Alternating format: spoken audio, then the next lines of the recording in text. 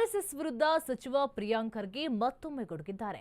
RSS ಪರೇಡ್ಗೆ ಏಕೆ ಅನುಮತಿಯನ್ನ ಕೊಡಬೇಕು ಅಂತ ಹೇಳಿ ಪ್ರಿಯಾಂಕ್ ಪ್ರಶ್ನೆಯನ್ನ ಮಾಡಿದ್ದಾರೆ. ಯಾರೂ ಕಾನೂನಿಗೆ ಅಥವಾ ಸಂವಿಧಾನಕ್ಕೆ ಅತೀತವಾಗಿಲ್ಲ ಅಂತ ಹೇಳಿದ ಅವರು ಆರ್ಎಸ್ಎಸ್ ಮಾತ್ರ ಇದಕ್ಕೆ ಹೊರತೆ ಅಂತ ಹೇಳಿ ಕೇಳಿದ್ದಾರೆ. ಬಿಜೆಪಿಯನ್ನ ಆರ್ಎಸ್ಎಸ್ನ ಗುಲಾಮರು ಎಂದು ಬಣ್ಣಿಸಿದಂತಹ ಖರ್ಗೆ ದೊಣ್ಣೆ ಹಿಡಿದು ಪಥಸಂಚಲನದ ಅಗತ್ಯ ಏನಿದೆ ಅಂತ ಹೇಳಿ ಪ್ರಶ್ನೆಯನ್ನ ಮಾಡಿದ್ದಾರೆ. ಸ್ಥಾನಮಾನ ಇಲ್ಲ. ಆರ್ಎಸ್ಎಸ್ ಅನ್ನ ಜನರು ಒಪ್ಪಿರಬಹುದು, ಎಲ್ಲ ಜನರು ಒಪ್ಪಿದಾರಾ? ನಾನು ಈ ಸಮಾಜದ ಒಬ್ಬ ವ್ಯಕ್ತಿ ಅಲ್ವಾ, ನಾನು ಒಪ್ಪಿದ್ದೀನ? ನಮ್ಮ ಸಮಾಜದವ್ರು ಒಪ್ಪಿದಾರಾ?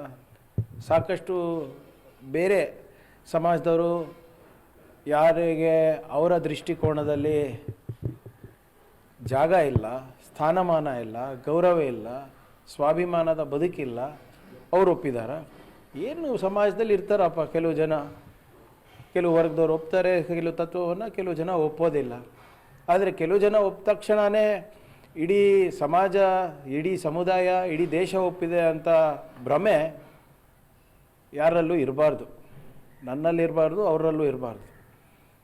ಆದ್ದರಿಂದ ನನ್ನ ನಿಲುವು ಭಾಳ ಸ್ಪಷ್ಟವಾಗಿದೆ.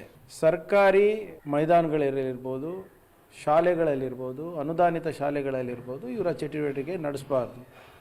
ಸಾರ್ವಜನಿಕ ಜಾಗದಲ್ಲಿ ಇವರು ಚಟುವಟಿಕೆ ನಡೆಸಬೇಕು ಅಂದರೆ ಸರ್ಕಾರದ ಅನುಮತಿಯನ್ನು ಕೇಳಿ ಮಾಹಿತಿ ಕೊಡೋದನ್ನು ನಿಲ್ಲಿಸಬೇಕು. ನಾವು ಇವರು ಆಳ್ಮಕ್ಕಳಲ್ಲ, ಸರ್ಕಾರದವರು ಆರ್ ಎಸ್ ಎಸ್ಸಿನ ಆಳ್ಮಕ್ಕಳು ಅಲ್ಲ. ಇವರು ಮಾಹಿತಿ ಕೊಟ್ಟ ತಕ್ಷಣ ನಾವು ಹೋಗಿ ಬಂದೋಬಸ್ತ್ ಮಾಡೋದು, ನಾವು ಅವ್ರ ಮಾಹಿತಿ ಕೊಟ್ಟ ತಕ್ಷಣ ನಾವು ಹೋಗಿ ಅವರ ಮುಂದೆ ನಿಂತ್ಕೊಳೋದು. ಏನಕ್ಕೆ ನಿಂತ್ಕೋಬೇಕು, ಏನಕ್ಕೆ ಮಾಡಬೇಕು? ಒಂದು ವಿಶ್ವದ ಅತ್ಯಂತ ದೊಡ್ಡ NGO ಅಂತ ಹೇಳ್ಕೊಳ್ತಾರೆ, ರಿಜಿಸ್ಟ್ರೇಷನ್ ಯಾಕ್ರಿ ಆಗ್ತಾ ಇಲ್ಲ ಇವ್ರದ್ದು? ಯಾಕೆ ಮಾಡ್ತಾ ಇಲ್ಲ?